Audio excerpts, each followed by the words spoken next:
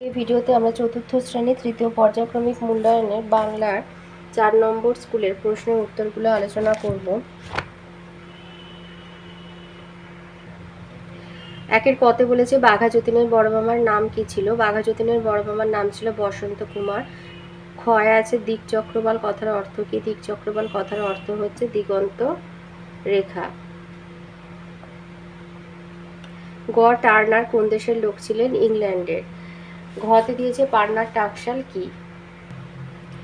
লিখবে পান্নার টাকশাল সবুজ রঙের পান্নার টাকশাল। পান্নার টাকশাল হয় না কিন্তু কবি চাকা চাকা সবুজ শ্যাওলাকে ভাসতে দেখে মনে করেছেন টাকশাল থেকে পান্না বেরিয়ে এরকম ছড়িয়ে রয়েছে। তাহলে টাকশাল হচ্ছে যেখানে মুদ্রা বা টাকা ছাপানো হয়, আর পান্না হচ্ছে সবুজ রঙের দামি মণিবিশেষ বা মরকত। সবুজ রঙের পান্নার টাকশাল মানে সবুজ রঙের পান্নার টাকশাল। পান্নার টাকশাল হয় না কিন্তু কবি চাকা চাকা সবুজ শ্যাওলাকে ভাসতে দেখে মনে করেছেন টাকশাল থেকে পান্না বেরিয়ে এরকম ছড়িয়ে রয়েছে। উমতে বলেছে আদর্শ ছেলে কবিতায় প্রত্যেককে কি প্রতিজ্ঞা করা উচিত বলে কবি মনে করেছেন? এই উত্তরটা লিখব যে প্রত্যেক দেশবাসী কি প্রতিজ্ঞা করা উচিত। প্রতিজ্ঞা করা উচিত দেশের কল্যাণ কামনায় পরিশ্রম করতে হবে এবং কথায় নয় কাজই শেষ কথা, এটা মনে রাখতে হবে। ভয় পেলে হবে না, বুদ্ধি দিয়ে অবস্থার মোকাবিলা করতে হবে।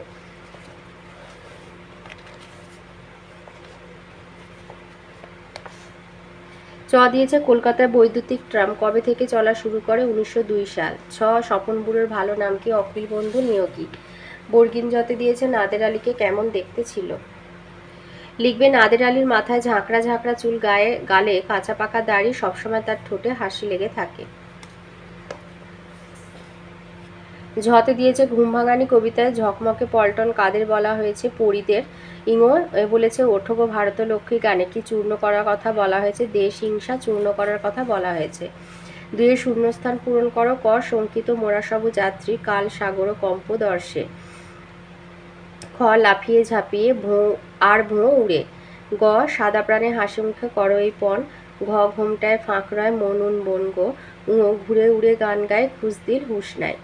তিনের কতে দিয়েছে বোবা স্যারাট কি?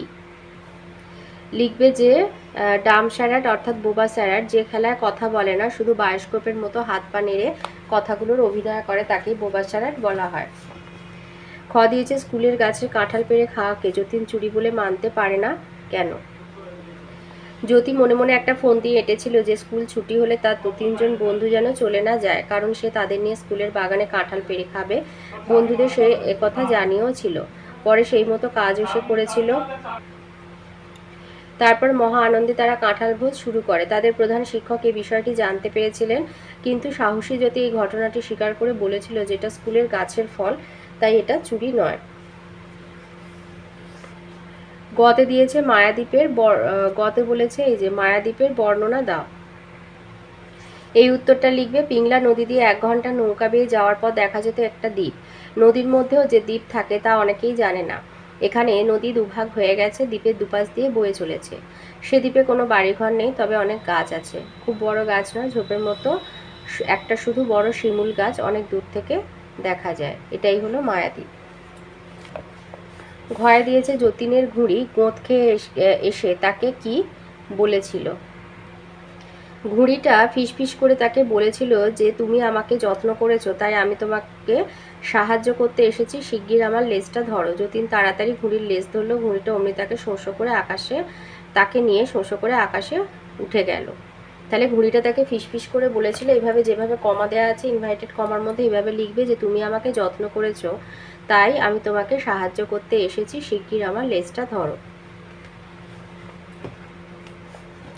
4 আছে বাক্য রচনা করো। কতে দিয়েছে পর্যবেক্ষণ, তারপরে খতে হুঁশ, আর গতে হচ্ছে ফুর্তি।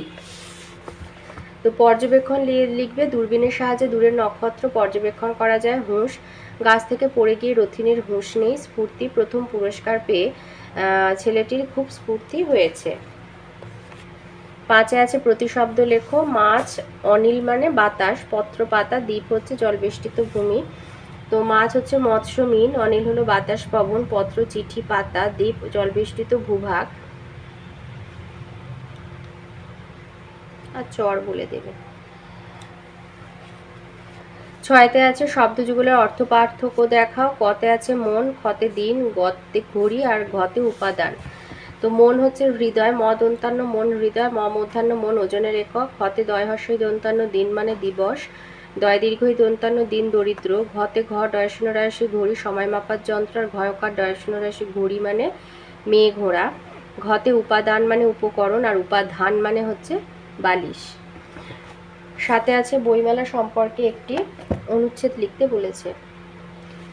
লিখবে বইমেলা ভূমিকা ধর্মীয় বা সামাজিক বিষয় ছাড়া যেসব মেলা বসে বইমেলা তাদের মধ্যে অন্যতম। বইমেলার প্রতি প্রধানত শিক্ষিত মানুষের আকর্ষণ বেশি। বইমেলায় প্রধানত বই কেনা বেচা হয়। উৎপত্তি আর প্রসার নিউ ইয়র্ক, প্যারিস ও লন্ডনে অনেকদিন থেকে আন্তর্জাতিক বইমেলা অনুষ্ঠিত হয়ে আসছে। আমাদের দেশে বইমেলা বেশি দিন আগে শুরু হয়নি। ভারতে দিল্লি, মুম্বাই, পাটনা, কটক, কলকাতা প্রভৃতি শহরে নিয়মিত বইমেলা হয়। পশ্চিমবঙ্গে কলকাতা ছাড়াও বিভিন্ন জেলার বড় বড় শহরেও বইমেলা অনুষ্ঠিত হয়। বইমেলার বর্ণনা, বইমেলায় ছোট বড় সব রকম প্রকাশকরাই অংশগ্রহণ করে।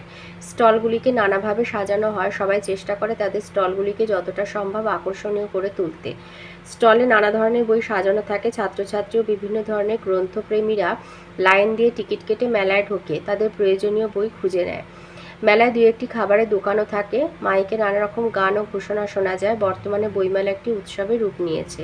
উপকারিতা, বইমেলায় বিভিন্ন রকমের বই উল্টে পাল্টে দেখে পছন্দ মতো বই কেনার সুযোগ পাওয়া যায়। যার যে বিষয়ে আগ্রহ থাক না কেন সব রকম বই মেলায় পাওয়া যায়।